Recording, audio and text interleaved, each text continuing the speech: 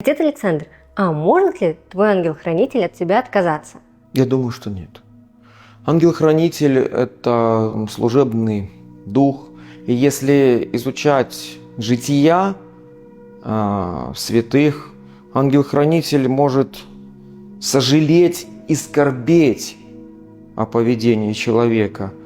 А то, что он отказывается, таких случаев нет.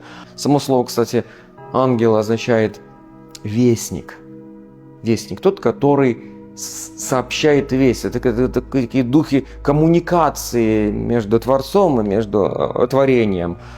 Ангелы-хранители есть у церквей.